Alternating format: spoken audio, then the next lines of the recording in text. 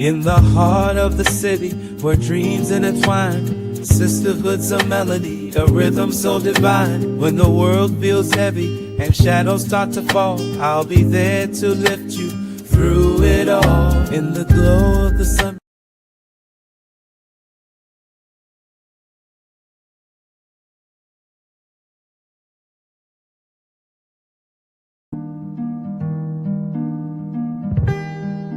In the heart of the city where dreams intertwine, sisterhood's a melody, a rhythm so divine. When the world feels heavy and shadows start to fall, I'll be there to lift you through it all. In the glow of the sun.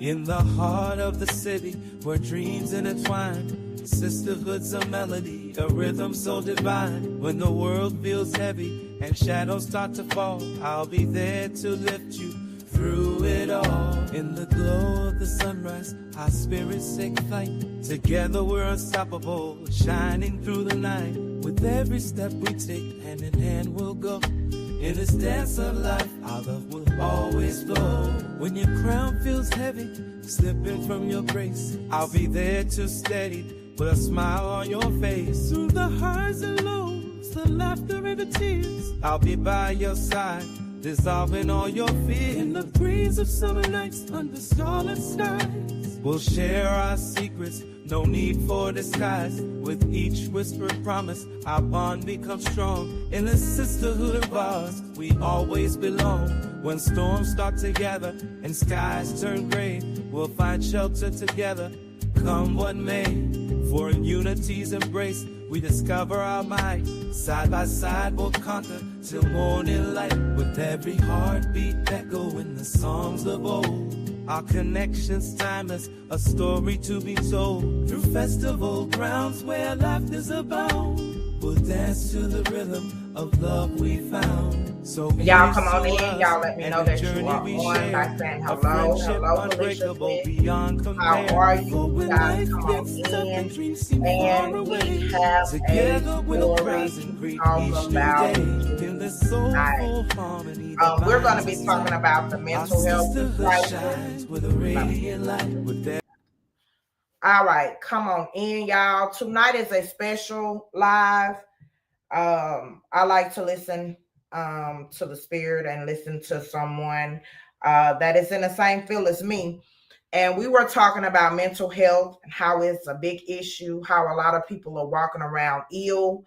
We're going to talk about that word narcissist that people like to throw around. I'm going to educate some people on it because you can have narcissist behavior, but you cannot evaluate or treat someone for narcissism without a type of narcissism. So for the people that likes to go to Google, we're going to talk about the Google doctors tonight as well. Again, this is Fixing Your Crowns with Dr. Kimberly Wilson. I am in to educate, bring you to the light, and also while I'm giving information, this too may be some information that may cause you to seek help, or someone that you may know seek help as well. Again, this information is for teaching purposes only. It is not to evaluate or treat anyone. It is simply to bring awareness to the issue and the topic at hand. So I hope everyone out there from the sound of my voice is doing very, very well, blessed among the mess. We are in a society right now where mental health is a big issue. It's a lot of people walking around with mental health issues, more serious than physical health issues. A lot of people are walking around dark and very sick. And so us as people, we want to make sure we surround ourselves with enough of light holders so that when we do go through one of life's journeys, we have enough people surrounded by us that is light carriers, where if we do slip in the darkness, we have someone to bring us back to the light. Okay. So that's very important as we navigate this journey called life. Okay. A lot of people don't know what the difference between mental health and mental illness. That's okay. I am going to educate you. Also, if you hear someone talking about narcissism, narcissist, or whatever, first you have to ask yourself, do they know what they're speaking about? Because you can't have narcissist without a term and a diagnosis of what it is. We have a lot of Google doctors going around here. I'm gonna need you guys to stay off Google and let's all learn together. Hello, Jasmine. Hello, Miss Brittany. Hello, Queen Fee. Hello, Penny J. Welcome to the live. Again, this is Fixing Your Crowns with Dr. Kimberly Wilson. I am here to lead you guys to the light. I am not a Google doctor. It is a lot of Google doctors out there. My job is to educate, teach you, lead you to the light, and help you on your journey we call life. As I stated in my opening, it is a lot of people walking around in the darkness. What do I mean by that? Life is life and for everybody. People are suffering financially. You may be suffering from trauma, unhealed trauma. You may be healing from an incident that occurred in your life that has caused your mental health to be in shambles. As soon as you continue to live, you will go through something. Anybody that pretends as if they have not went through anything, just tell them to keep living. You will go through something. You just want to make sure through your journey of going through something, you have the tools and the resources available for you to be able to navigate through that thing we call life. So that is what Fixing Your Crowns is all about. We're going to give you the tools and resources that you need to navigate through this thing called life.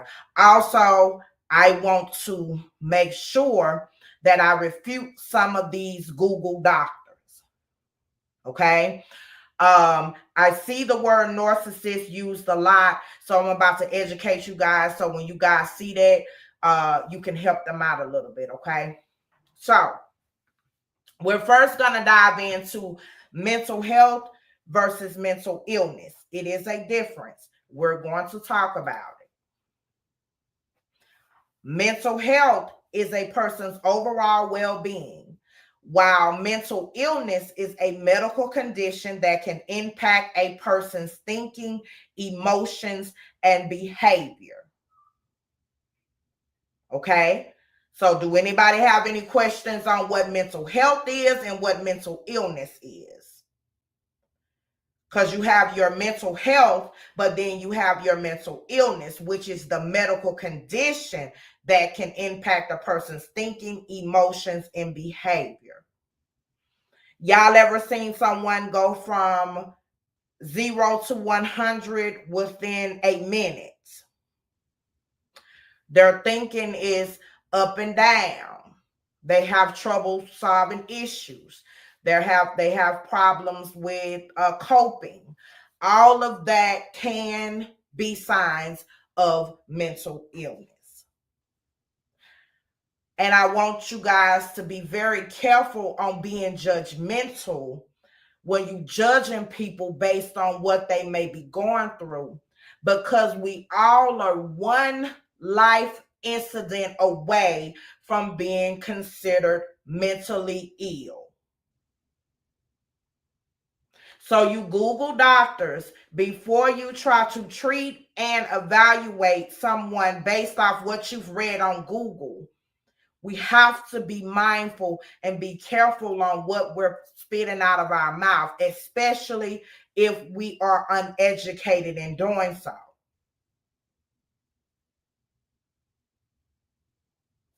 So I am going to dissect this word narcissist that I see being thrown around for our Google doctors.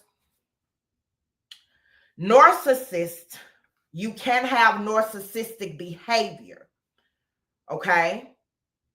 You can have narcissistic behavior, but you cannot deem someone a narcissist because of their behavior. Do I need to repeat that again for the people that is having a hard time grasping that? I'm sure once upon a time in your life, we have all exhibited some form of narcissistic behavior.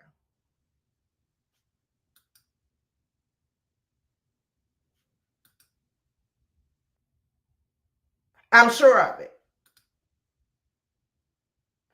And if you're not sure what I'm talking about, a lack of empathy, a compassion for others, a need for constant admiration or attention, belief that they are special and deserve special treatment, mood swings, emotional instability, interpersonal difficulties and relationship problems, difficulty with criticism and rejection, exaggerated sense of self-importance, preoccupation with success, power, or beauty. Right? So, have anyone in the chat had any issue with any of those? If you are successful, I'm sure you may have had a preoccupation with success and power or beauty. You want to look good, so you obsessed with looking good.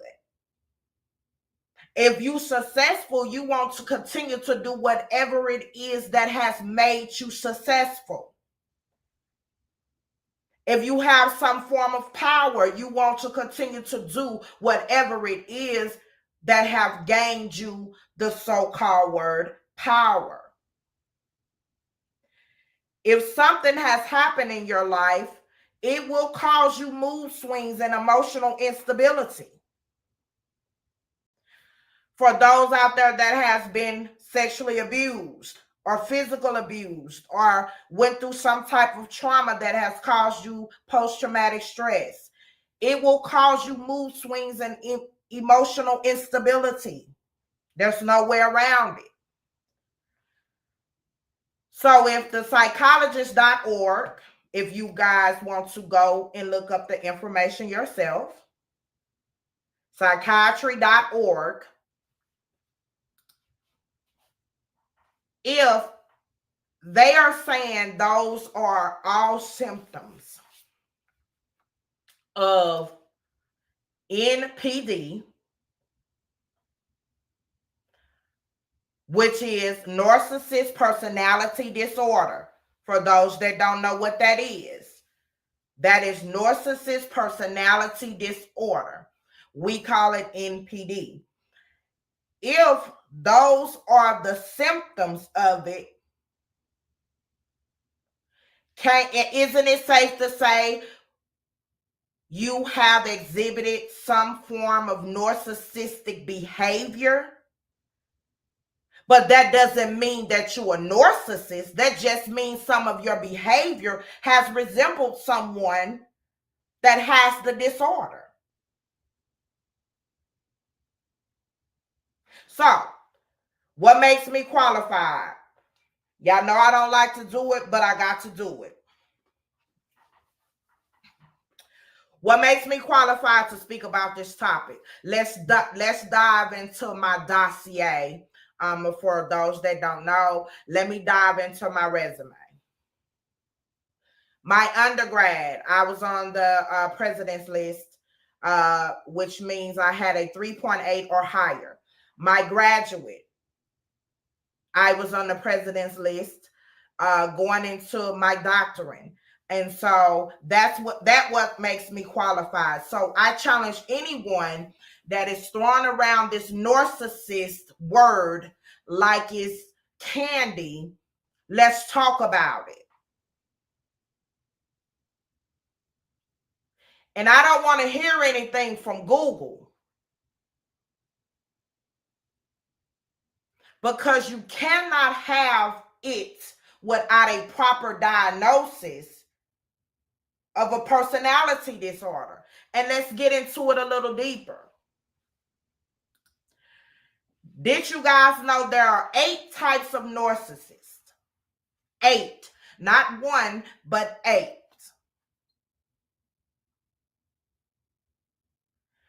Again, for you Google doctors, you can't have one without the other. So, if you're not qualified to speak on it, let's talk about it and let's do it right. We have too many of our people that's suffering in real life. Too many people that is hurting, that need some help, that need some encouragement, that may not know how to get up out the bed. And see, those are the people that I care about. Those are the people that I get up every day for. Those are the people that I chose this profession for the people that has lost hope, so they can know how to go on and keep going despite what they may have went through or going through. So if you're not qualified to speak on it or don't know what you're talking about, shut the hell up. And yes, I said hell because that's some language that some people don't tend to only understand.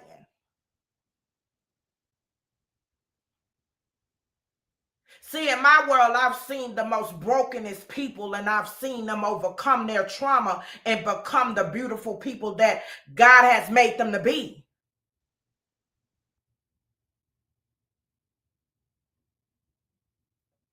But we have to stop throwing around these medical terms and don't know what the hell we're talking about. You can't have one without the other. You can have behavior like, but you cannot have one without the other. Okay?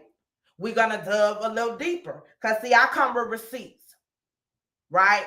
All my information is fact-based.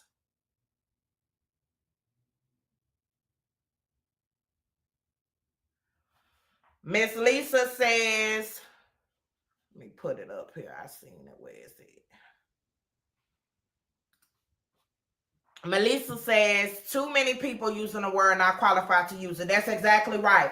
That's why I'm here to educate and teach, because I've seen it too much, and I see people picking on people that may be going through some darkness. And let me tell you something. We have to be real careful when we ha at someone else, because your ha moment can become someone else's within a blink of an eye. We have to be careful when we poke fun at people, because it can be our moment next. And when it becomes your moment, you're going to only hope and wish that someone had gave you some grace and some light.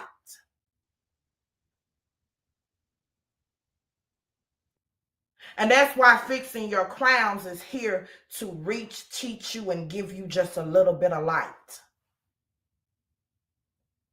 We don't play that laughing and geeky gaga over here.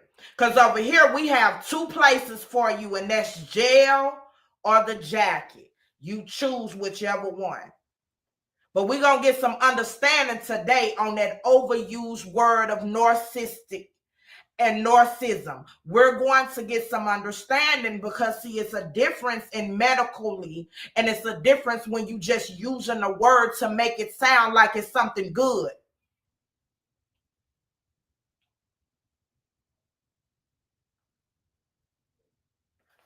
Miss Lisa, I'm very tired of it as well, and that's why I'm about to dissect this thing, and we about to get it. We about to get an understanding medically on what it means, because you cannot have one without the other. You can have that type of behavior, but you cannot be diagnosed. You cannot be subcategorized in NPD without what type of NPD do you have?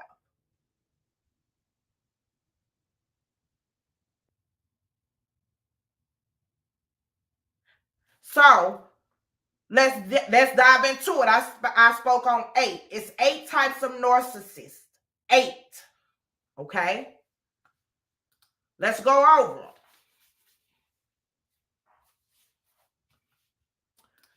Also, let me drop this truth bomb. Statistic has shown that more women shows narcissistic behavior than men. People say, whoa, Dr. Kim, what do you mean? It's a lot more women that are verbally abusive to men, to their children, to people in their life than men are. So do we all subcategorize women that are a little bit over aggressive? Do we all categorize them as narcissists? The answer will be no. They are exhibiting the behavior.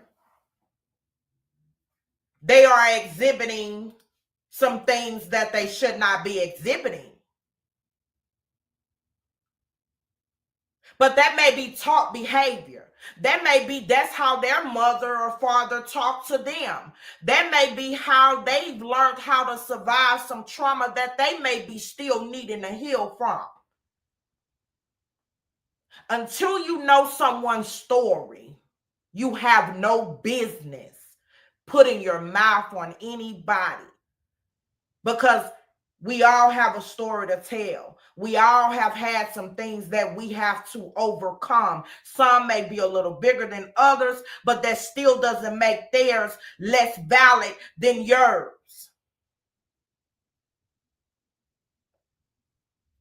So go sit down somewhere if you're a Google doctor. Because see, it's us that do this in real life. It's us that have to sit there and look at someone completely broken and have to help them to put the pieces of their life back together again.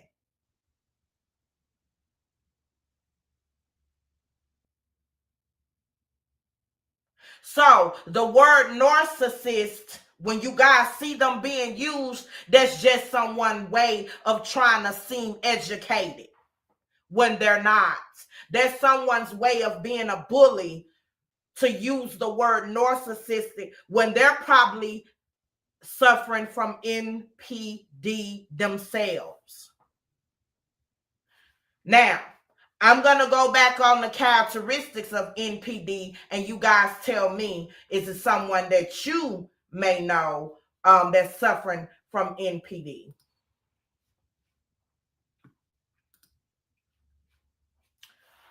And for you guys that's coming in, hello, welcome to Fixing Your Crown with Dr. Kimberly Wilson. We are going over mental health versus mental illness, and we are first going to start with this narcissist. I see that word being thrown around like it's a yo-yo, and it is very careless and also dangerous to throw this around when you're speaking of someone's behavior, but you're not speaking on the personality disorder. Because see, it's a personality disorder. It's not just a word that can be conveniently used to bully or try to manipulate someone,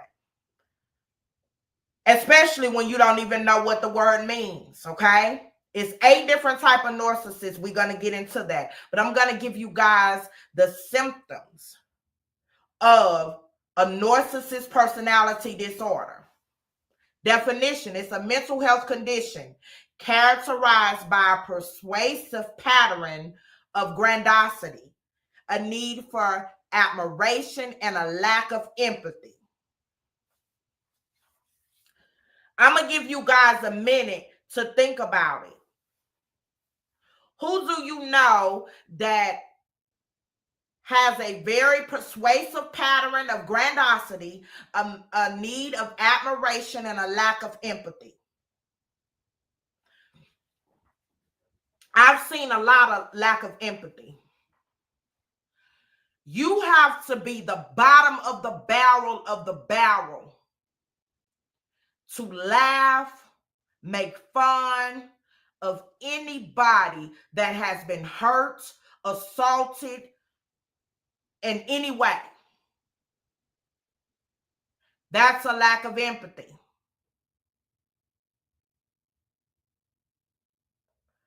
That is a lack of empathy.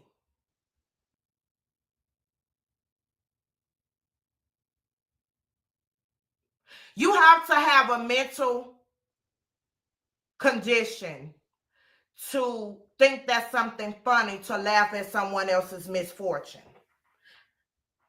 The medical diagnosis just gave you that's a form of narcissistic personality disorder. So, how can the kettle call the kettle black? So, see, y'all got to be careful of the messenger, because the messenger may be hiding behind a curtain of telling you what they are.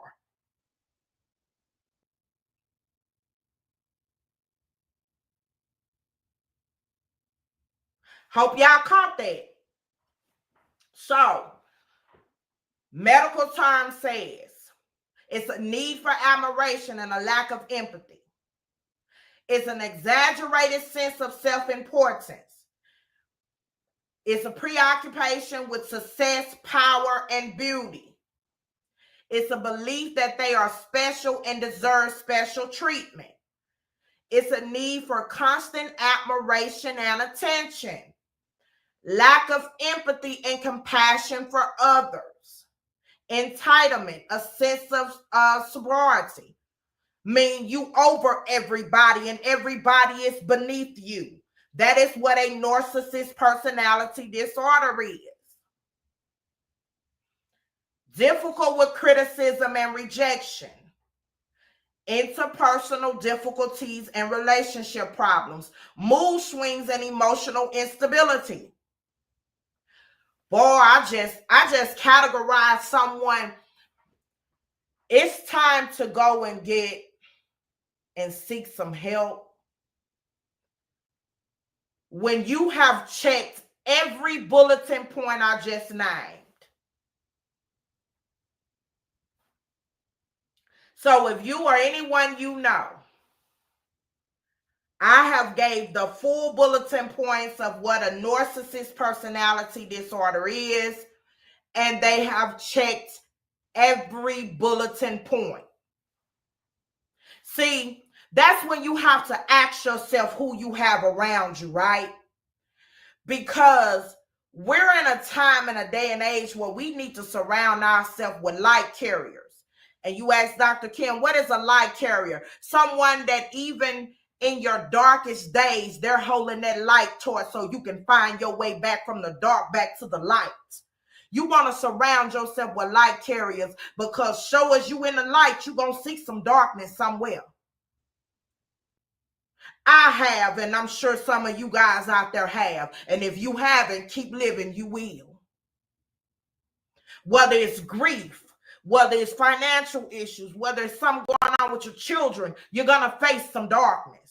And if you are not connected to the right people, you're going to slip into the darkness and you're going to find yourself lost. So you're going to have to connect yourself with light torchers.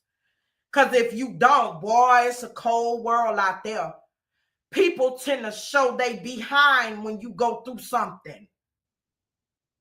They really show you who they really are when you go through your darkness. So that's why your circle gotta matter the most right now in the world that we live in right now, your torch.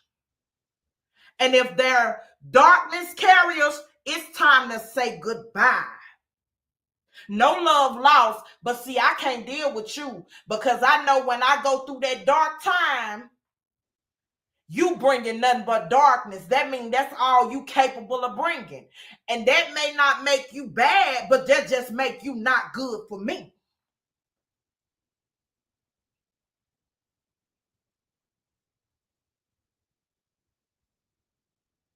So it's really important because, as I stated, we're all one episode of a life season to become mentally ill. And anybody that say it can't happen to them is lying.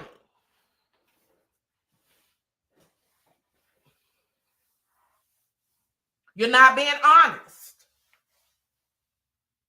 So, I just gave narcissist personality disorder. Let's dive into its 8 types of narcissistic, how we subcategorize and evaluate and diagnose. The most common form of narcissist personality disorder is called grandiose. It is the classical stereotypical narcissist. That's who you think of when you use the term. They're big show-offs. They're very arrogant, very entitled. They come out charming at first like they're your friend, but they really befriending you so they can up one on you. They're very superficial, as I stated. They're fake. They pretend to be your friend, but they're fake. They really want to just have one up on you. They're overly confident. They think the world revolves around them when it really don't. And frequently not occupied with an accurate assessment of their abilities, which means they think they're more than what they truly are. They believe the sun rises and sets on them. They think they're doctors when they really are Google doctors, right? They tend to lack empathy and have a prolific lying, and they're very antagonistic. So they are great liars and very antagonistic. When they are disappointed, they exhibit rage. When they are disappointed. So, that is the most common one. So when you're writing up your assessment, you have to put this on there. You have to put that on there. You can't just say, oh, they're narcissists. When they go to billing, they're going to be like, what the hell is this? That's not how that works. We have to make sure that when we are spewing things out of our mouth, they're one, accurate. It's not intending to hurt anyone or treat or diagnose anyone, especially when we're using a medical term to categorize or describe someone.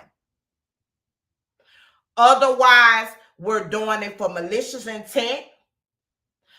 We don't know what we're talking about, and we probably what we're describing that we're trying to put off on other people. The second one is covert and vulnerable. They are categorized by lack of empathy, entitlement, hypersensitivity, passive-aggressive behavior, a sense of justice, resentment, insecurity, low levels of self-esteem, and higher levels of depression. Contempt is prominent in these individuals. Persuasiveness is prominent in these individuals. In the extreme of this presentation, these individuals tend to exhibit behaviors consistent with psychopathic behavior.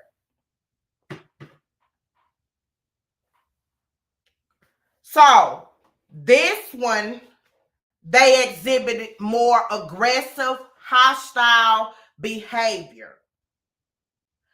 These individuals frequently engage in projection. Projection is defense mechanism unconsciously used to regulate anxiety we may feel about ourselves. Didn't I just say that, y'all, without even having to read the medical terms? Usually when someone is overly using this word, they are projecting it onto you so you can forget about the moods and stuff they're exhibiting. They're projecting it so you won't see what they're trying to say is you onto them. Okay, let's delve a little further. An example of what this looks like is when someone is being aggressive, then proceeds to accuse the person they're talking to as being aggressive instead of acknowledging their own behavior. When we cannot tolerate an aspect of ourselves, we have to discard it. This can lead to conflict, distress, and gaslighting. Okay? Have you ever been in a conversation with someone and you're trying to explain to them how they've made you feel, but then they turn around and put the aggression onto you as if you the one did something to them and they the one that done it to you? They have exhibited narcissistic behavior, but that just can mean that they are a a-hole. That doesn't necessarily mean that they are a narcissist. Do you guys get what I'm saying? So they can just be being a a-hole during that time and gaslighting you and just being silly. That is exhibiting the behavior, but that doesn't mean that they are a narcissist. They're just showing narcissistic type of behavior.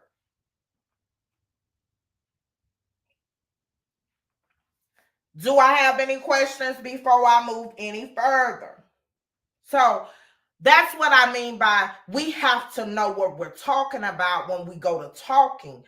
And you can't be relying on Google to be your answer because you don't know what the hell you're talking about. See, tonight I came to give you Dr. Kim, and then I also came to give you a little bit of common sense. Because, see, we're not going to continue to use that word and don't know what the hell we're talking about. Because you can't have one without the other. I've already showed that. It ain't nothing I made up. Medical is out there. I just gave you the site you can go pull from it from yourself. And it ain't based off Google. I also gave you the behavior pattern of narcissistic behavior. But you cannot have a medical diagnosis without being diagnosed with one of the NPDs of the A characteristic of narcissistic behavior. What are you talking about?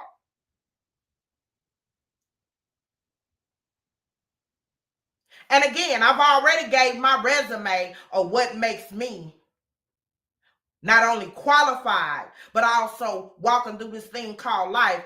I came across some narcissistic people a time or two in my life. Those people at sometimes is irrational and you can't talk to them when they're in their episode. So, if you don't know what you're talking about and you're a Google doctor, we're going to start giving those a name. We call them Google doctors. Y'all can't be out here listening at these Google doctors, man. These Google doctors will have you messed up. I'm telling you. We got to come with some facts. And see, I love bringing my receipts and my facts. So let's get into it a little more. Miss Lisa said, Felicia said, put it on. Oh, you know I am. I gotta touch on this because I keep seeing narcissist. What the hell are you talking about? You don't know what you're talking about. What are you talking about? You calling someone a narcissist and you the one with NPD. I just read the bulletins. You can't make this stuff up. I just read it.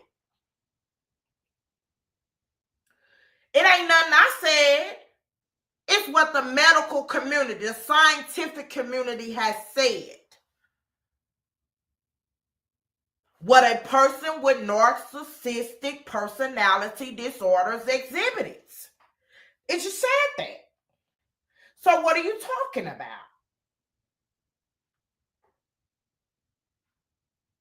So if you on here with that, or you know someone that is exhibiting, continue to bring up narcissists, ask them to define what narcissistic means.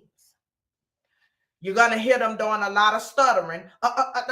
Tell them you don't want to hear the Google definition of what narcissist means. Tell them to define narcissist. Because, see, we got to start going back to school. We got to start asking ABCs and 1, 2, 3s. Because some of this stuff I be listening and I be like, damn, did I go to school or what? Because this don't sound educated at all. Like, what are you talking about? It's one thing to be a Google doctor, but it's one thing to be a real dumb Google doctor. We got to stop that. And we got to stop supporting that buffoonery.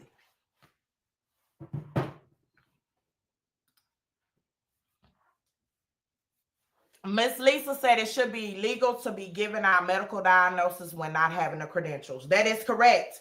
And if someone uses your credentials, your fake Google credentials, and they go and harm themselves, you can be sued. If you give fake medical advice, I'm going to say it one more time. If you give fake medical advice to someone and they go out and harm themselves, you will be held accountable by law. So if you are, for an example, if you are diagnosing someone with narcissism, if you're saying someone is a narcissist and people are bullying that person based off your commentary of them being a narcissist, you are held legally accountable for the bullying as well. You will go to jail just as quick as the bullier. So we got to be careful out here with the buffoonery. And see, fixing your crowns makes examples out of people that bully. We do not tolerate bullying. We do not tolerate going against someone that has been traumatized. We don't tolerate any of that. And over here, we have 2 places for you. We're going to send you quick to jail, or we're going to get you some help in that straitjacket immediately. So I just gave you guys all of the symptoms. And we're on our second, which is 8, right? Forms of narcissistic personality disorders. So when you hear somebody throwing that around to bully or intimidate or describe someone, ask them to give you the medical definition of a narcissist. Ask them, could you have just narcissistic behavior, or is it a diagnosis? If it's a diagnosis, what is the diagnosis? Because I just said it's 8 forms of narcissistic personality disorders, right? So which one are you saying it is? I guarantee you those Google doctors are not going to know which one it is. They're not going to even know that it's a disorder. They're not going to know that it's a trait that you can be exhibiting. But that doesn't mean you're a narcissist. They're not going to know. For an example, you could exhibit narcissistic behavior and be bipolar. We're going to go over bipolar as well. But you can exhibit narcissistic behavior and you can have some other form of mental illness. It doesn't necessarily mean that you are suffering from NPD.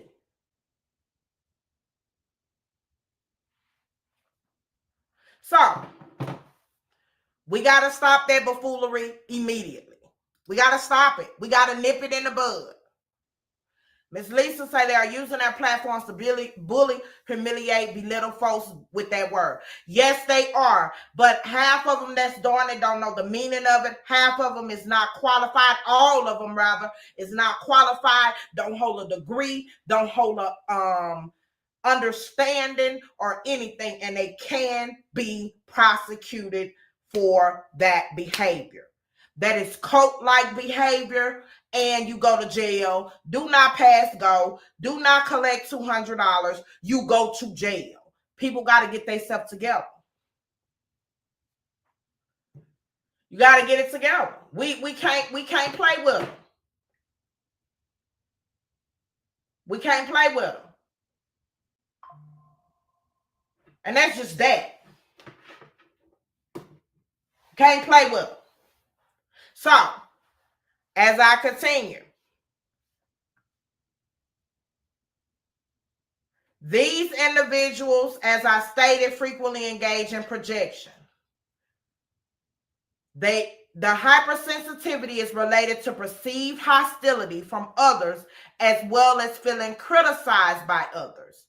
Their interaction with others often feels hostile, and they often interact with others with a hostile bias.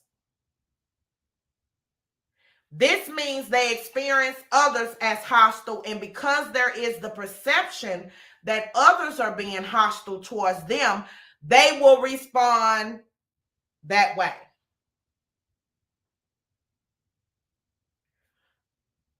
What can further contribute to covert vulnerable narcissist hostility and contempt for others is the grandiose belief that they hold in themselves, which displays in a less obvious way than the grandiose narcissist that was described above. These individuals may present as though they are misunderstood, and or their special abilities are not well understood, which further leads to their feelings of being slighted by others and perceiving others as hostile. Additionally, with regards to sense of justice, the covert vulnerable narcissist feels as though the world and others owe them and may be described as burdened, as they feel they are due and deserve some retribution. Their resentment is about their perception that others have a better life than them. So, let me give you guys an example of what a covert vulnerable narcissist does, especially a female. I'm going to speak about a male as well as a female. A female, when she is a covert narcissist, if a female looks better than her, she's going to befriend that person so she can one up that person. Y'all ain't heard me. Don't that sound familiar? That ain't me talking. That's what the medical field just said, right?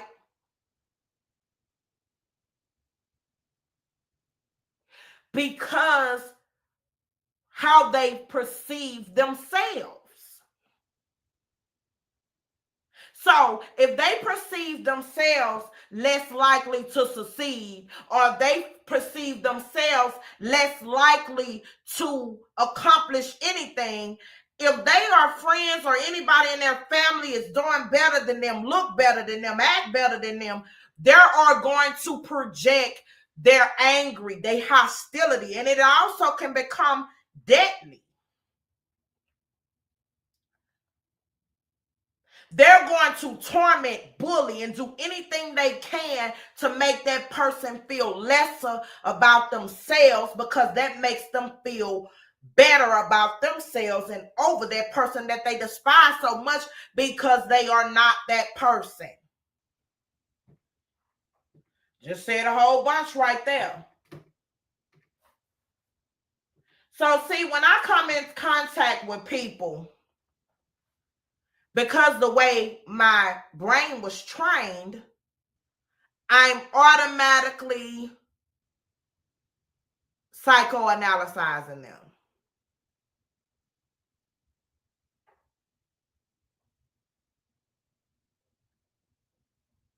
So when I hear certain terms being thrown around and it's medical, ooh, that's gonna annoy me. That's gonna annoy me, y'all, because how dare you? I don't recall you sitting in any medical classes going over this here. Long hours with no sleep. You don't know what you're talking about. So let's not talk about it. So we have 8. I just went over the 2 common ones. Do you guys have any questions over the 2 common ones? Any concerns? Any perspective?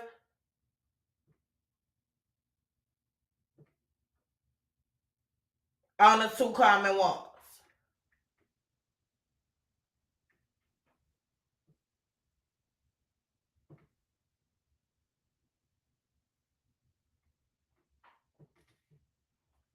Brittany says no. Anybody else have any questions or comments about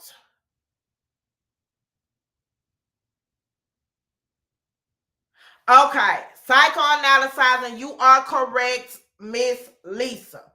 Let me see how I can numb this down a little bit of what psychoanalyzing meant. Trying to use a more numbing it down a little bit. It went over some people's heads. So basically, I listen to you and I'm examining your behavior. I'm examining how you talk. I'm examining the way you move.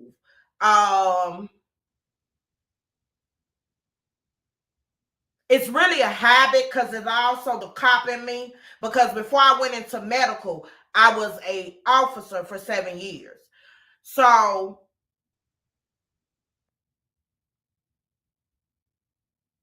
I'm really listening at you, and I'm really saying, okay, you may have this or you may not have that. And I try not to do it. My friends will say, don't be psychoanalyzing me. It's something that we joke about. Because when they come to me and it's some stuff that's kind of far-fetched, I'm like, uh-oh, we might need to get you in there. You know what I'm saying? And that ain't nothing to do to harm you, but that's just how my brain is trained. You know what I'm saying? So when I see red flags, when people have the audacity to be using words that really is categorizing them, I'm like, how dare you? What are you? Wait a minute. Did you forget to mention that that's you? Did you forget to mention that that's you right now? So that's what it means for the bushwatchers, because I know it's a couple of you guys, because when I go back and look at the YouTube studio, I see you guys peeping and looking, and we appreciate you because the channel is growing. We're almost at 3,000 subscribers. And I just started taking YouTube serious. But let me be really, really clear. I have not started building my YouTube channel for monetary purposes. I believe in helping, loving, and showing a person a better way to come out of life's traumas. Showing a queen when her crown is a little crooked on fixing it without anybody even knowing that I fixed it for her. That's what we're about over here. Now, you guys will see my baby girl on some of the videos and stuff. But that's what we are about over here. So I do know you guys are watching. We appreciate you. And you could come on out. I can get you some resources, some tools that you need to be better and do better. But we got to stop the bullying with words that we don't even know the definition of, okay? We got to stop doing that. We also got to stop using words that we don't know how to spell either. You shouldn't be using a word you cannot properly spell, okay? You can't call yourself something and don't know the definition of it. Because some people are using big words and they mean that they are a factory worker. We have to stop doing that. We have to. We got to do better and be better. That's what life is about. Mental health is real. We have more people suffering from mental illness than we did 10 years ago. A study was done. Out of 10 people, 6 of them was suffering from a form of mental illness. That's serious, y'all. Out of 10 people, 6 of them was suffering. That's serious. It ain't no time to play and laugh at people that may be just a little lower than you, that may be struggling, that may need some help. It ain't no time for that, especially when your elevator is not going all the way up to the top.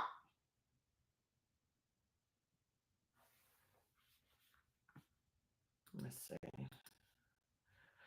Miss Brittany says, yes, it's very important to go and get help. Mental health is serious. It's very serious. So if you have someone in your family that is struggling, share with them some of these resources. It's out there. If you know someone that all of the bulletins check for them, give them a little information. You can't be aggressive either. Your tone matters. I was speaking to anti-violence about this. Your tone matters when you're talking to someone that is dealing with mental illness. You can't go being all aggressive, and you can't go being a bully and trying to bully people and talk down to people. You don't know what the hell that person has been through. So if you don't understand it, shut your mouth up. Let's talk about sexual abuse as well. You have to be a bottom-feeding person, or either just uneducated, or you might be dealing with some narcissistic behavior as well, where you lack empathy. If you think it's funny to laugh at anybody that has been abused or sexually assaulted, you have to have some cords are loose to think that that is okay to laugh at someone that has been traumatized in any way, whether you're a woman or a man, because men has been abused as well. One of my great friends was abused by his mother, and he's a heart surgeon now. But when I tell you guys, I told his story, and he has been through hell and back again, but by the grace and mercy, he's an excellent heart surgeon. And he did not allow his past to define who he is. But people laughed and heckled at him. How dare you? So to those people that put their mouth on sexual abuse, what could have happened or what shouldn't have happened, we're going to call them uneducated. We're going to call them not educated on the subject. And if you're not educated on the subject, or you are not a licensed therapist or licensed sexual assault person that goes in and collect forensic evidence, you should not talk about it at all. If you haven't been through it, if you don't know how it feels to be violated, you shouldn't put your mouth on it. Your perception is not wanted or needed.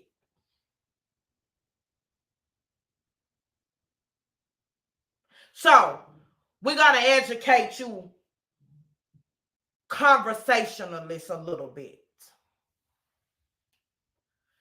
A sexual assault victim, a baby, has been sexually assaulted. And unfortunately, this has caused these babies their life. It has caused them eternal injuries that the doctor was not able to fix. That's why it's called assault. Assault don't have an age, and a victim can't persuade someone to harm or hurt them. That's when it comes down to you being uneducated to speak on the subject, and you may just not know what you're talking about. So to save yourself the humility, let's just say you didn't know, and you shouldn't speak on someone else's tragedy. That is a crime, and you should be punished for that.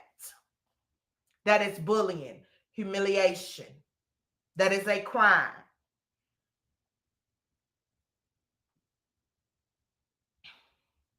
So,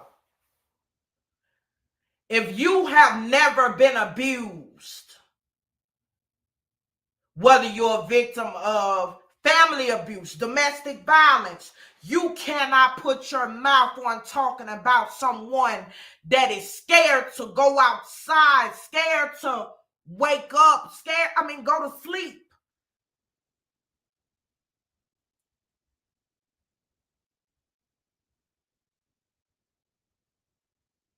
If you don't know the feeling of fighting for your life,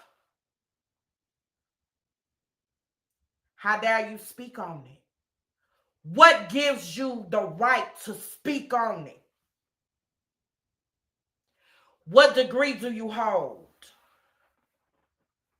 What training do you have? What life experiences do you have? How can you? What makes me qualified to speak on it? Let's go over that resume again for the people that don't know. Each level of education, I've graduated at the top of my class. Valedictorian, I've been there. I work with people every day. I counsel people every day. And I too have had to take medicine to cope.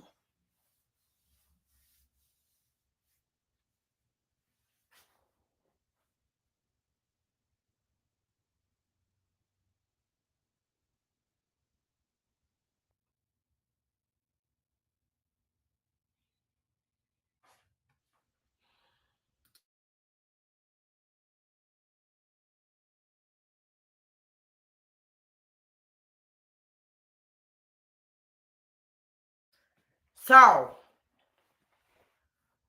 when you're speaking on someone's pain, make sure you know.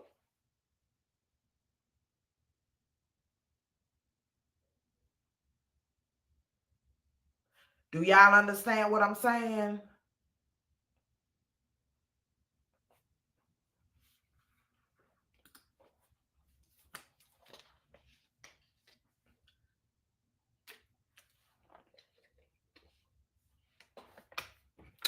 Hey, Shamiko sis. So, if you don't know how it feels to go through any of that I just described,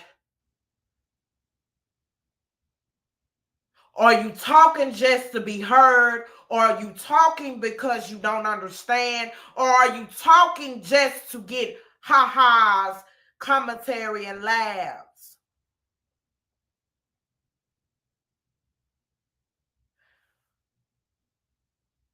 People have to learn how to be the example.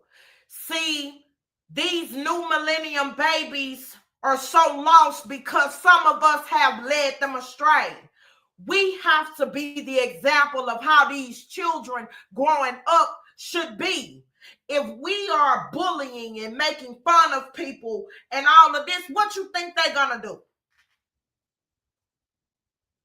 If we're teaching them that sexual assault is something to laugh at instead of something that should be punished and a serious matter, they're going to think everything is a joke. So you have to ask yourself, what example are we giving to our generation that's coming up? We are handing our children over some BS because a lot of the parents are full of shit themselves.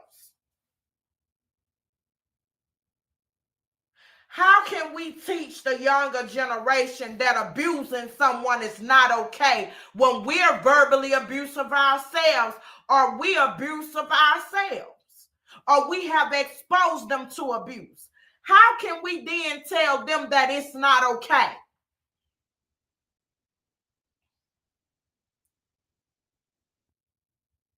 How can we tell our children it's not okay to be a bully, but then our grown behind is bullying, antagonizing, saying harmful stuff, and doing all of this, and they see it?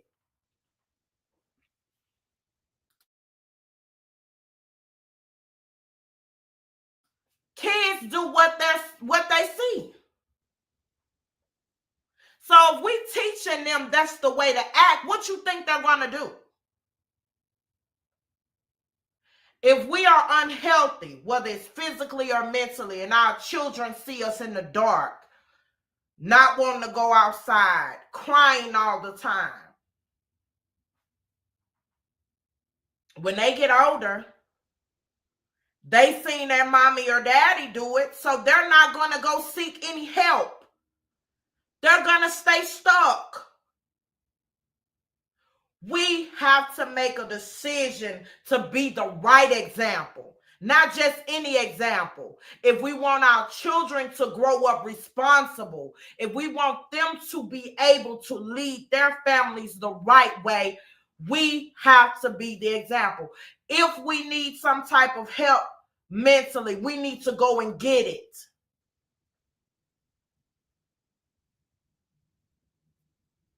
Because we know something is wrong first before someone else knows.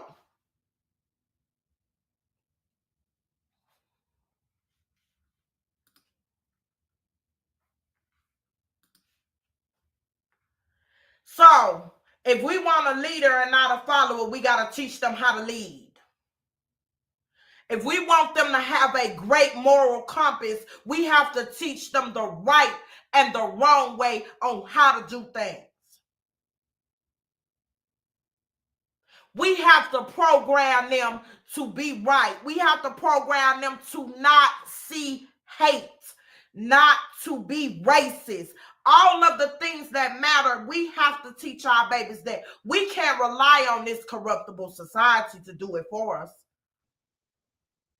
And if we're lacking with our mental health, we're going to be lacking in our parenting with our babies. So we got to make sure our mental health is up to par so that we can be the best version we need to be for our children. When it comes to sexual assault, we have to be all in our children's business. As I told you guys before, we can't do no spend the nights. Spend the nights gotta be out of there. Because you can control what goes on in your house. You can't control what's going on in somebody else's house. My 7-year-old does not do spend the nights. She can't do them. Because, you guys, I love children.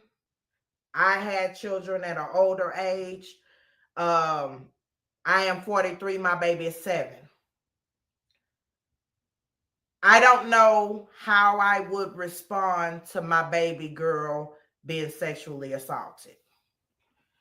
So because I know that that is a trigger for me, I don't put her in those positions to be touched or hurt or harmed.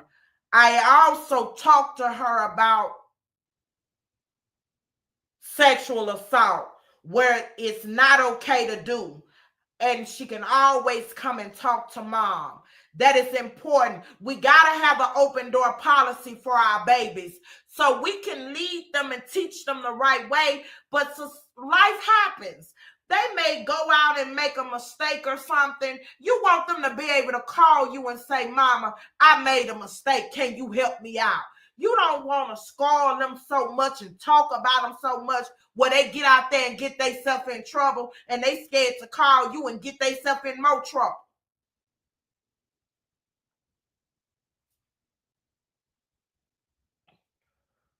We all make mistakes. And we got to teach our children that even with a mistake, you still love them. You still going to show them grace.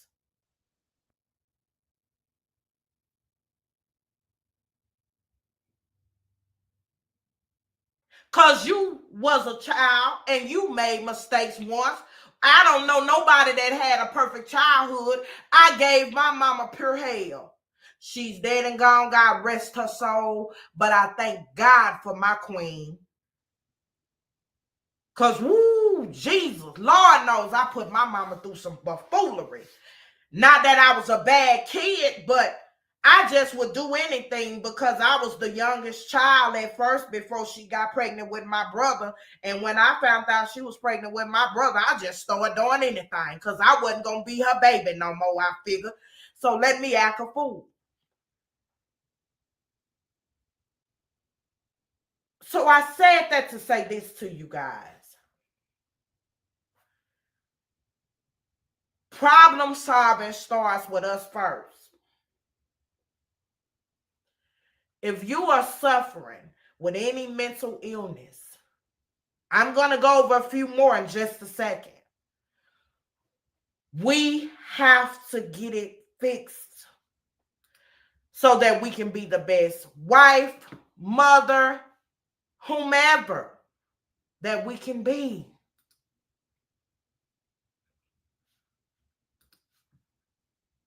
Whatever role it is that you play, your mental health and your physical health is important.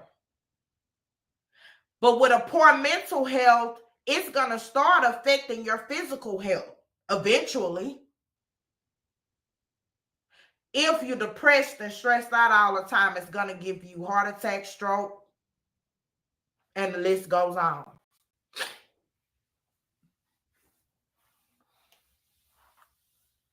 So we have to be in sound mind.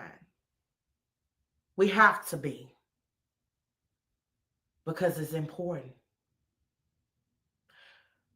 We are in a state of emergency when it comes down to mental health.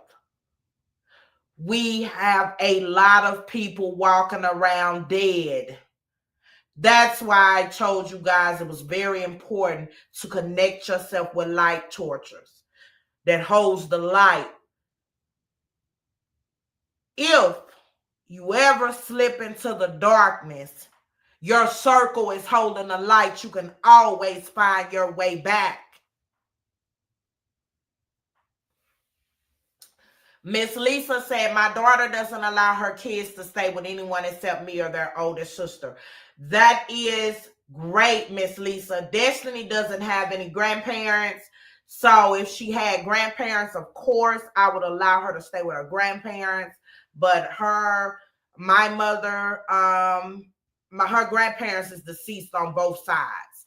So she doesn't have that. Now she can go stay at her aunt's house.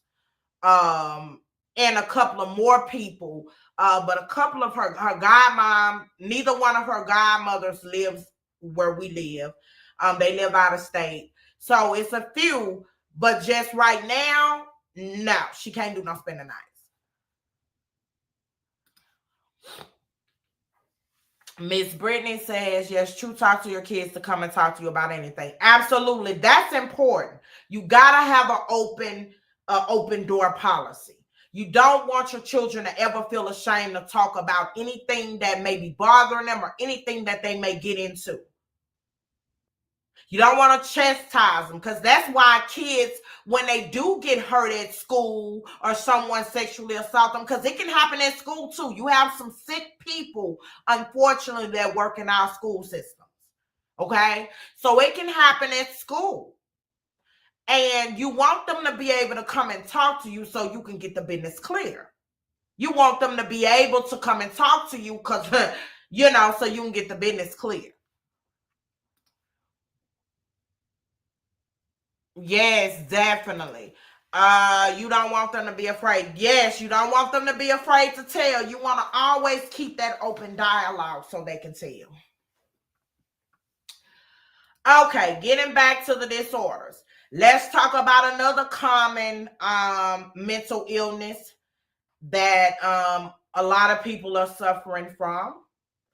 And it is called bipolar disorder. I wanted to make sure I got on the narcissist traits, behavior, and all of that so that you guys can get an understanding that the narcissist word is being overused and a lot of people don't know what they're talking about, don't know how to spell it or define it.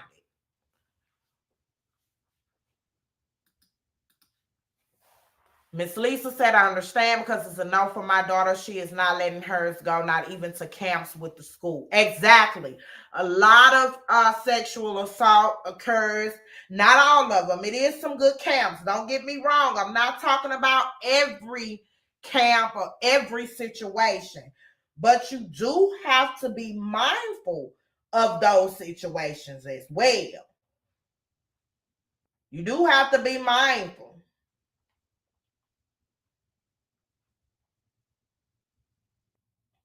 Hold on, yeah. Somebody was texting me.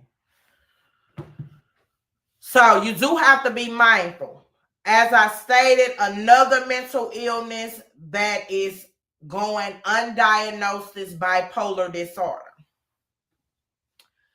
Bipolar disorder is one of the common mental illnesses, and one of them, not all of them, but one of the most common ones.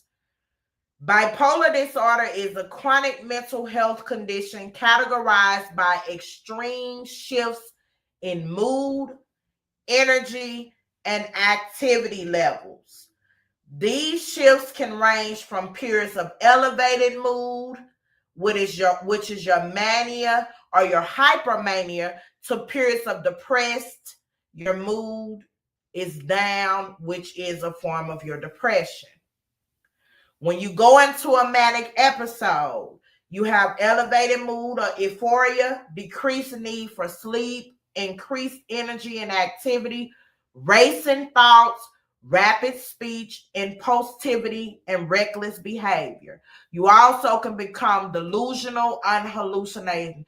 That's when you're in your severe cases, especially if you haven't had it treated or you have went off of your medication. Your depressive episodes is your persistent sadness or low mood, loss of interest or pleasure in activities, changes in appetite and sleep patterns, faintness and difficulty concentrating, feelings of worthlessness or guilt, and suicidal thoughts or behavior. So, it is two categorizations of bipolar disorder. You have bipolar 1, which is categorized by at least one manic episode or one major depressive episode.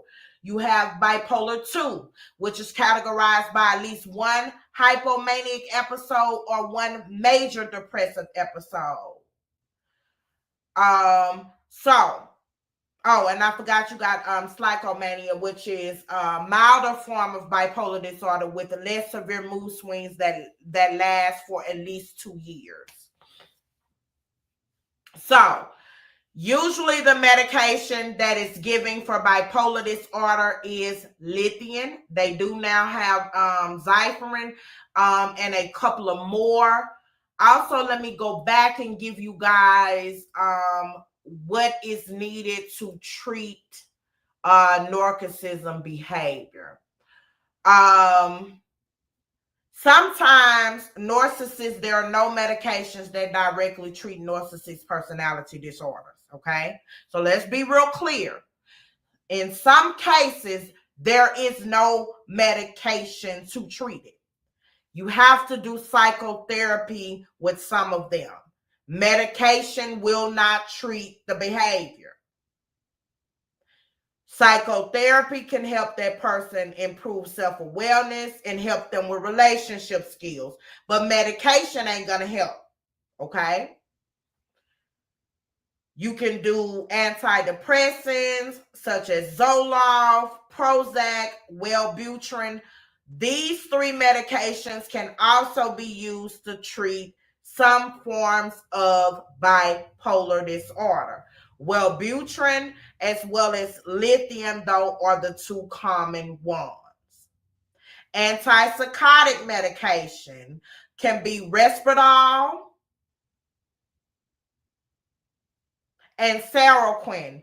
Seroquel is only used with people with hypoaggressive tendencies because the side effects of it is very severe.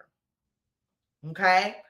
So I wanted to make sure I go over that. With some narcissist personality disorders, there is no medication. Okay, let me go to the chat and catch up. Miss Lisa said, yet it's often confused with schizophrenic disorder. Yes, it is. It is often confused, but it's very different.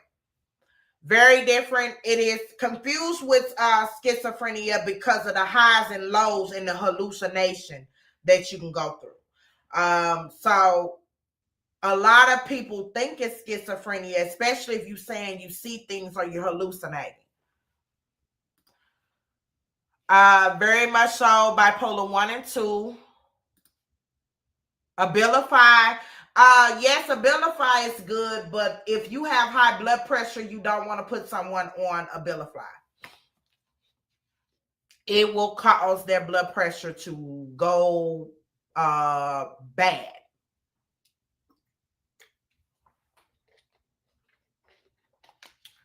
So I would do Wellbutrin or lithium. It depends on when you are treating and diagnosing someone, before you prescribe them any anti-somatic medication, you want to make sure of their medical history, because a doctor is going to be telling you a lie if they tell you it does not have side effects. The devil is a liar. It does. So it is important that they look into your medical history as well. That's why they ask you to fill out that survey. You don't want to take any medication from a doctor that has not asked you for your medical history. If you are going to get any mental health checkups or anything, and they're wanting to prescribe you medication and they have not asked you, do you have high blood pressure, diabetes, or whatever the case might be, you want to get up, tell them thank you for your time and have a good day. Okay? Yes, schizophrenia is a whole other level of mental health. I will be going over schizophrenia in just a minute, but that is very important, you guys. Also, when you are diagnosed with bipolar disorder and you're put on lithium, we can tell if you're not taking your medication because you are to get your blood drawn, and we can tell the level of medication in your bloodstream. So it will tell if you are not taking your medication, and that can get you on a mandated 72-hour hold. Because if you're not taking your medication appropriately, depending if you are bipolar 2, you will have severe manic episodes. So if you are under my care and you are not taking your medication, I'm going to first see, is it a lack you just didn't have your medication? What is going on? And if it's just a failure to take your medication, then we got to get you on a 72-hour hold so that we can get you back stable on your medication.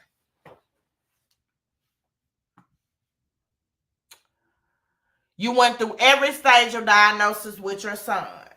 If you don't mind sharing, what did they diagnose your son with, Miss Lisa?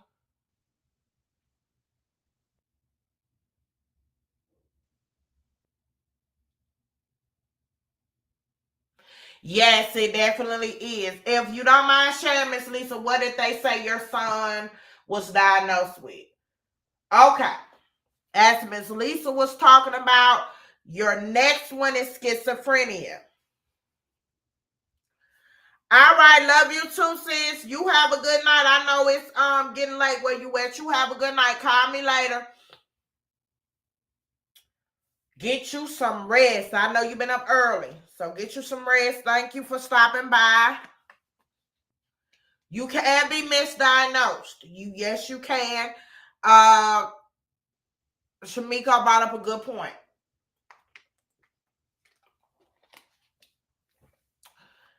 And with that misdiagnosis, that's what I said, you have to get a person's full history first.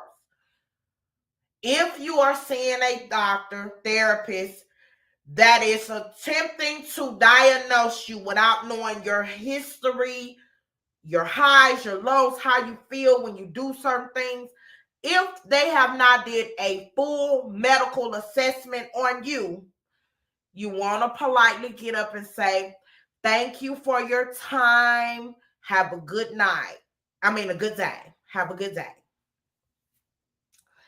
Because it is improper to give you the correct diagnosis without doing so. Now, sometimes your symptoms can mimic one another.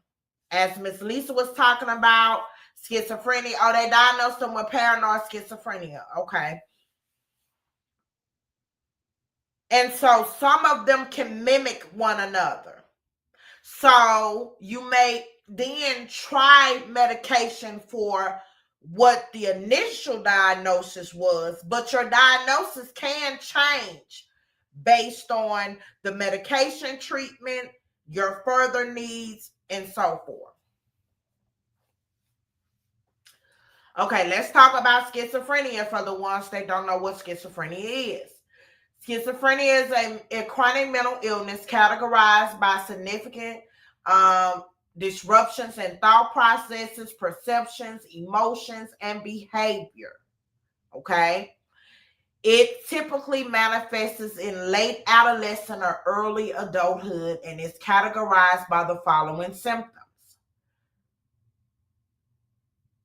hallucinations, hearing voices or seeing things that are not real; delusions, false beliefs that persist despite evidence to the contrary; disorganized speech and thinking; bizarre or inappropriate behavior;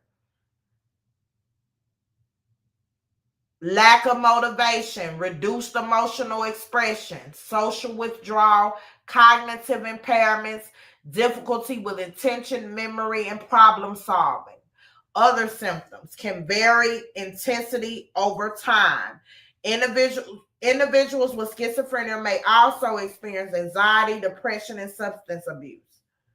The illness can have significant impact on daily functioning, relationships, and quality of life. Okay, Miss Lisa said her son was diagnosed with paranoid schizophrenia. For you guys that don't know, let me tell you guys what paranoid schizophrenia is. It is a subtype of schizophrenia categorized by persistent delusions. Grandeur, jealousy are often accompanied by adulteratory hallucinations, which means Miss Lisa say sometimes he believes he's in another country. He doesn't know that that she's his mother, and acts out very aggressive. So, paranoid schizophrenia. Miss Lisa, do he live with you, or he hasn't been committed, has he?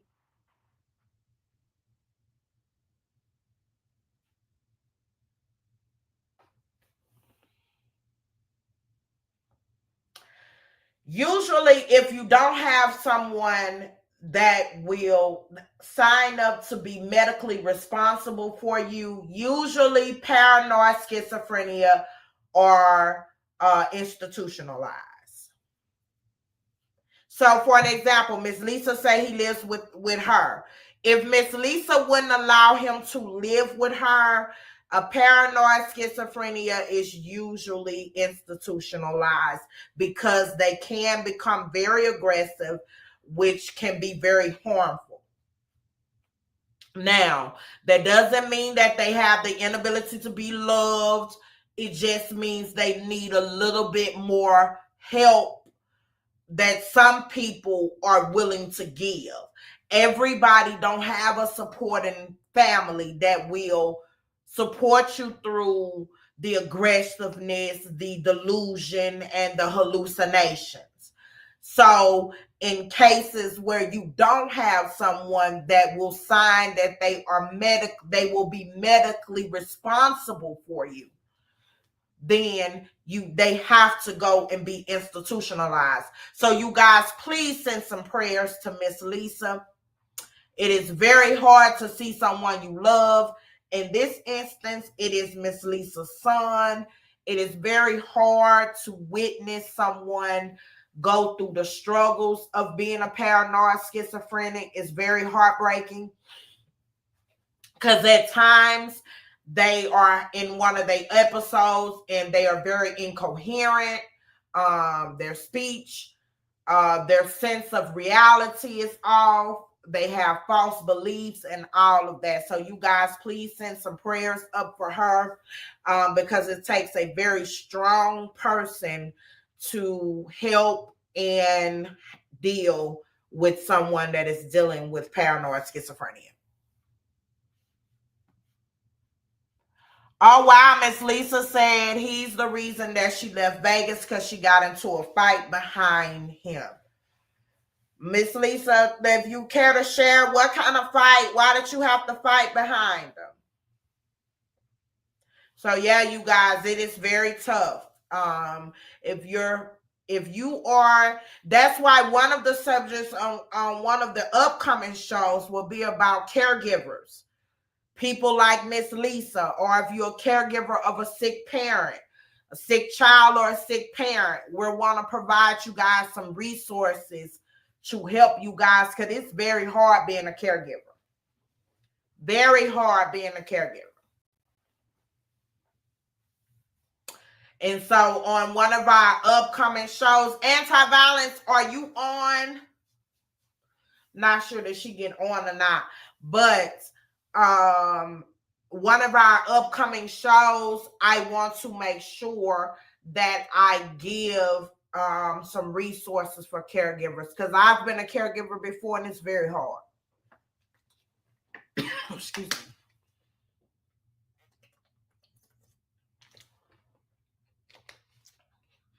Definitely praying for you, Miss Lisa.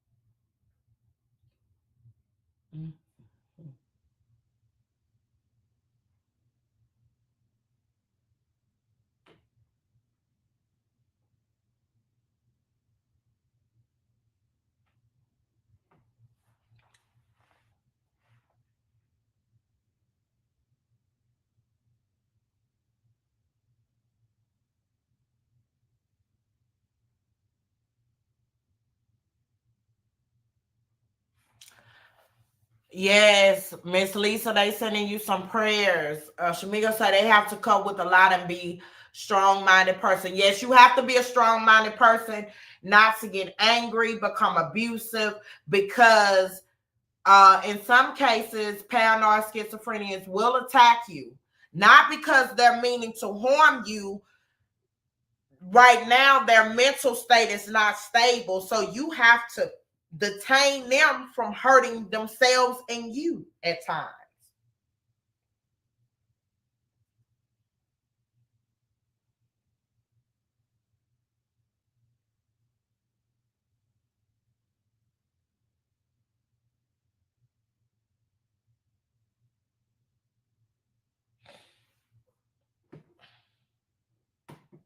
So it's part of what they go through.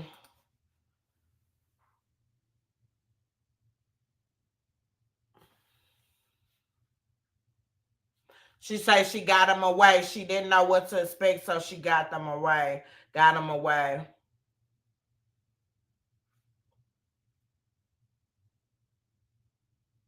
You say you almost hurt them before because you wasn't going to let them hurt you. Yeah, see, it's very hard because you're trying to protect yourself and you're trying to make sure you don't hurt him, but then you don't want him to hurt you. So yeah, you have to be very mindful. You have to be she needs a lot of support and love, and I hope that you have a lot of love and support, Miss Lisa. If you need some support groups or anything, if you need some outreach or whatever, please let me know and I'll get you some resources for your state, because it is important that you have somebody to talk to, because it's very frustrating when you're taking care of someone that is going through what your son is going through. And it's not something that he asked to have. It is a mental illness. So people kill me when they act like people are choosing to be sick. It's a mental illness. You got to be kidding me. You know, and so when people try to make fun of people of what they're going through, it's asinine behavior.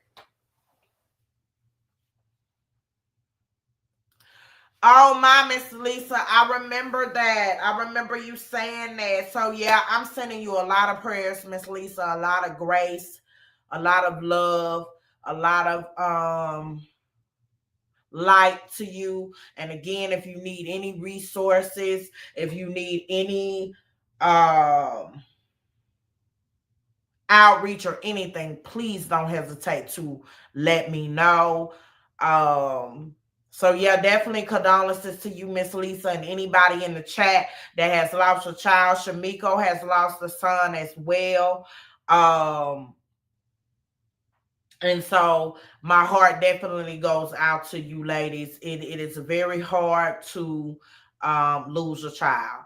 And so I definitely understand you trying to protect him as well as protect yourself from him, as well as protect him from society, because bullies tend to pick on people with mental illness because they can't protect themselves, and so people tends to, or they're ignorant and don't understand the significance of being mentally ill, and so people also will pick on stuff they don't understand as well.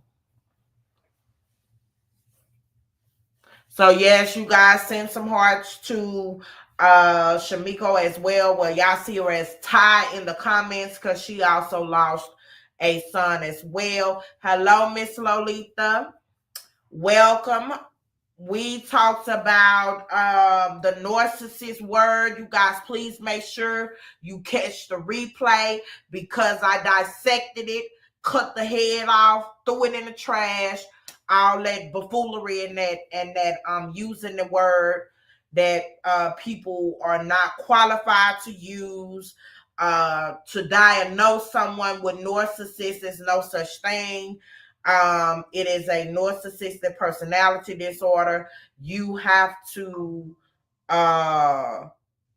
be diagnosed with one of the 8 traits. So you can't just holler off and say, a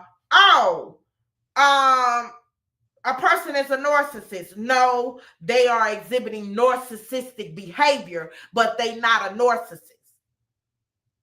It's certain levels to this thing. So all of you Google doctors, stay off Google and let's get it together. Okay? So, was there any other mental illness that you guys needed to get more clarification on? We went over narcissistic, the 8 traits. We went over bipolar. 1 and 2. We also just went over schizophrenia and paranoid schizophrenia. I also told you guys that mostly if you don't have someone that is going to be medically responsible, like Miss Lisa, she's agreed to allow her son to live with her and that she will care for him. Most people that do not have that is paranoid schizophrenia, is institutionalized, which means they are put in a institution where they can be cared for by staff 24 hours a day, around the clock, because they can become aggressive and hallucinate to the point where it can become a danger to themselves as well as to you. Yeah, so we went over the ones that are more highly. Let's talk about multiple personality disorders. I think that one is very important because we have a lot of people that's dealing with this as well. Multiple personality disorder is a mental health condition categorized by the presence of 2 or more distinctive personality states. Let me tell you guys what I mean. My friends call me Kim or Kimberly, whichever. If I'm Kim right now and then I switch to Kendra. Kendra is my hyper aggressive personality. I'm very mean. I'm very harmful. I'm hallucinating at times. I'm creating an alternate universe of things. I may become sad or angry, but then I switch back to Kim and I'm laughing, I'm upbeat, I'm easy to be around. But then you could be talking to Kim, and then the next minute I go back to Kendra and I'm cursing you out and I'm telling you you're worthless, you're an idiot, and you don't know when I'm gonna be Kim or Kendra. But you clearly know you're dealing with 2 different personalities. And usually that person have a name for both of them.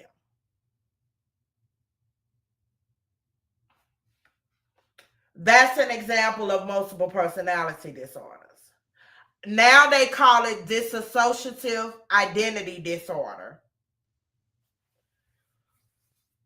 The symptoms is the presence of 2 or more distinct personality states. That's what I just said. That's the example I gave of it. Shifts your identity that can occur suddenly or gradually, where it may come on instantly and then it may slowly come on. Even with multiple personality disorder, Kendra may dress different than Kimberly. Kendra may be hypersensitive, sexy, where I wear more revealing clothes. Kimberly may be more reserved, wear glasses, wear her hair long. Kendra's hair may prefer her hair short. And they identify themselves as 2 different individuals. That's important to mention.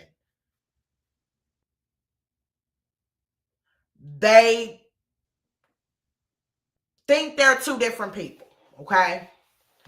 Gaps in memory about personal events, confusion about one's identity, feelings of depersonalization or detachment, anxiety, depression, and other mental health issues. So that is the symptoms of multiple personality disorders. You guys may have came in contact with someone dealing with multiple personality disorders, or what they call now dissociative identity disorder. That is the new term. If a therapist or a counselor was diagnosing you with the old term of multiple personality disorders, they now have to say it's a dissociative identity disorder.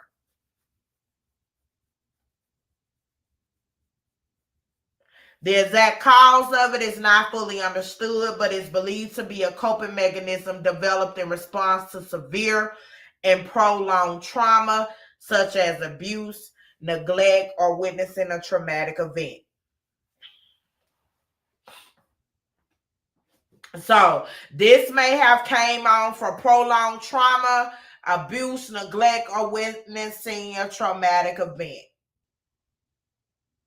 But the full cause is not understood. So scientifically, they have not been able to come up with this one. Now, we do know bipolar is a chemical imbalance of the brain. Scientifically, studies have proven that it is a chemical imbalance in the brain.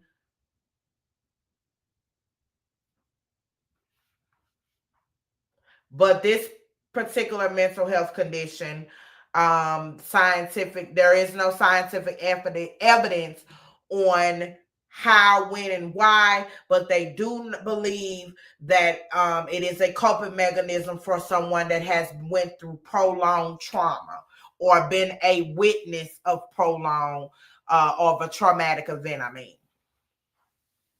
So yeah, that is pretty much. We will be on here for hours and hours and hours to go through every one of the mental health illnesses. But I wanted to touch on the main ones, especially the narcissistic word that's been thrown around, uneducated and loud and wrong. You can exhibit narcissistic behavior. In my closing, we talked about several mental health issues. I also gave you guys the difference between mental health and mental illness. If you're considered a narcissist, you can have narcissistic behavior, but you cannot be diagnosed with a narcissistic personality disorder without the 8 key elements of the narcissistic personality disorder. So when someone is coming with that to bully, laugh, taunt, and talk about people, tell them to beat it and be quiet because they don't know what they're talking about. The Google doctors got to go sit down somewhere. They got to go sit down somewhere. And so we're going to continue to hear that. But when you guys hear it, y'all now know they don't know what they're talking about. We talked about bipolar disorder. We talked about schizophrenia and paranoid schizophrenia. Yeah. So do anybody have any questions?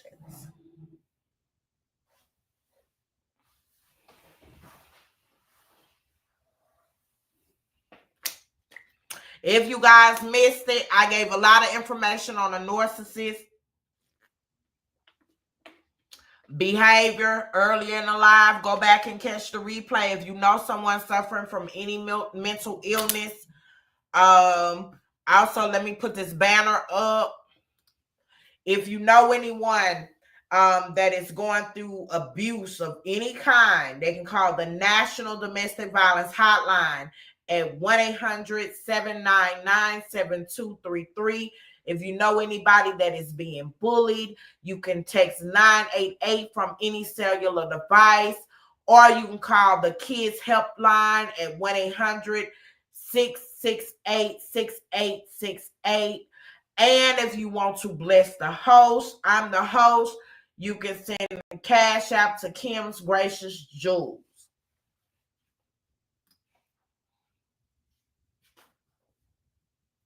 My email, let me put my email in here.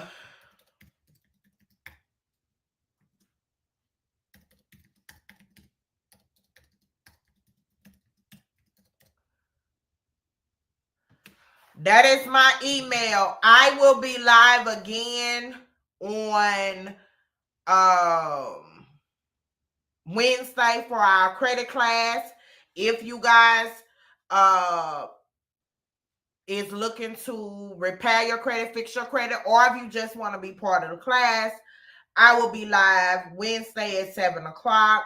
I also will be going over the state of the world. Again, y'all know I like to drop truth bombs on the Orange Man, what he's doing to our society, and why we need good credit and what steps we need to take to make sure our family and we are okay. It didn't go through. Let me check and see what my Outlook doing. That's it. I've been getting emails. Try it again.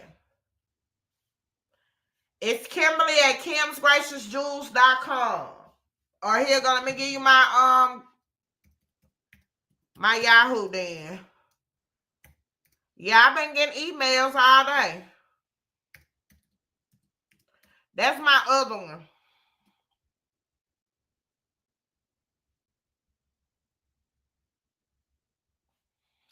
That's my other one if you having issues with that, Miss Brittany. So, you guys be here at 7 o'clock tomorrow. Now, today's Wednesday. I'm talking about tomorrow. Wednesday at 7 p.m. Central Standard Time. I'm in Central Standard Time zone. And I will be going over the credit, where you guys at, if you need any help. Also, y'all know I keeps up with what the Orange Man is doing. So I'll be getting you guys a brisk if you want to shop overseas, what you need to know, all of that. I found out something new about that as well. So I'll be dropping some information about that.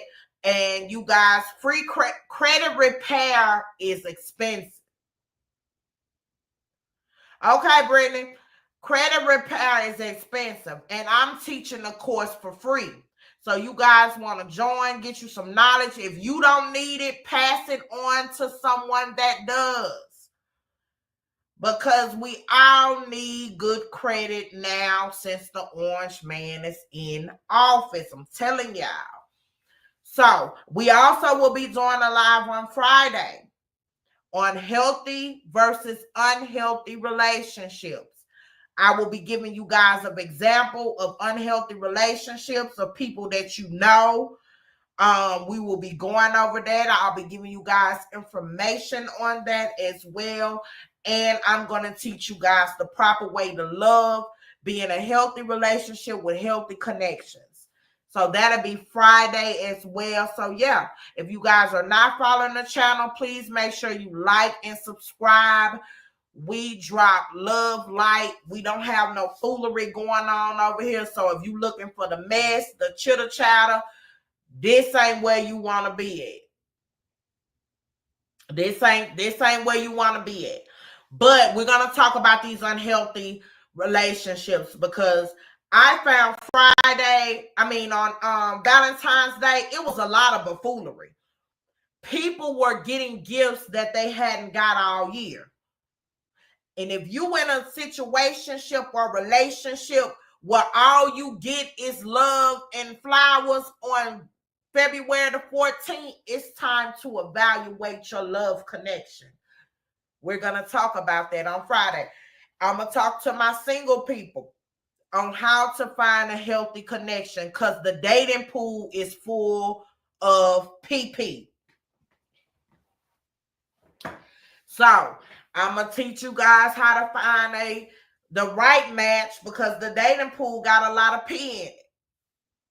So in order to get those jewels, you guys join me Friday. If you want the credit repair courses, join me Wednesday at 7. So anybody got any questions before I close out? Thank you, Brittany, for the support. And anybody in here want to be a mod? I need some more mods that show up in here. Yes, Miss Brittany, I got some jewels for you because, yeah, the dating pool is full of P.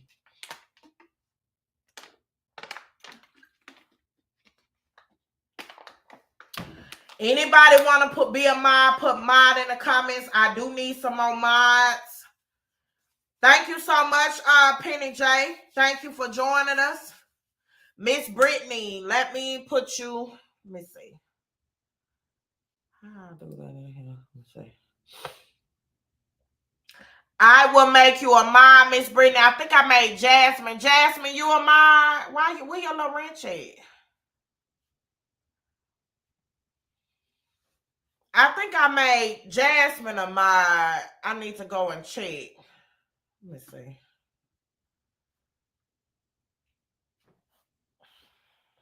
Hold on, I gotta do it from my phone. I can't figure out how to do it.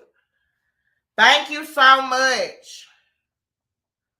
Thank y'all so much. Let me make y'all a mod because I sure forget.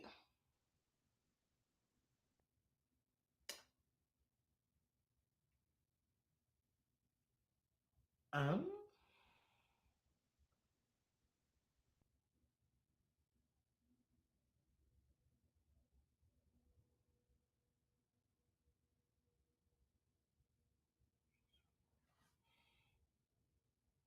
Ma, Miss Jasmine, I thought I had made you a mom, but I'm finna go ahead and make it y'all hold tight real quick for y'all log off. I gotta see y'all comments, and I'm about to make y'all a mom.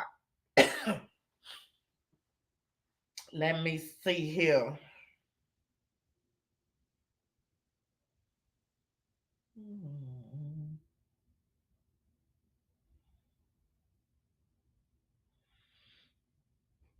But yeah, y'all make sure y'all join me, cause honey, it's a lot going on in the world. I don't know if y'all keep up with politics and what this man decisions that he making, but it got eggs. I just paid for 2 dozen of eggs. I just paid $14. Okay. So we ain't got time to be playing around with our credit situation. We have to have our credit A1 because we need to use some of this government money that's still available before he vetoed it.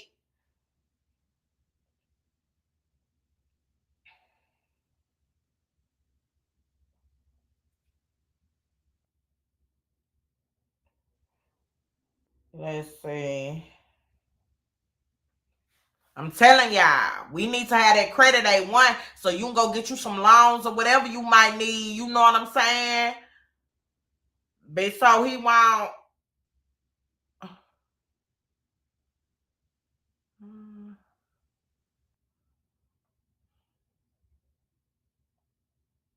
Why not let me see the? Hold on, yeah.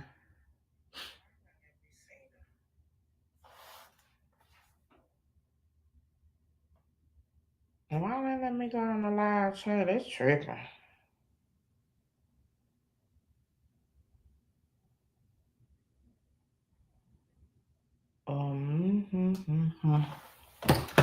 Okay, I got you. But yeah, we got to get it together. I just paid $14 for some eggs.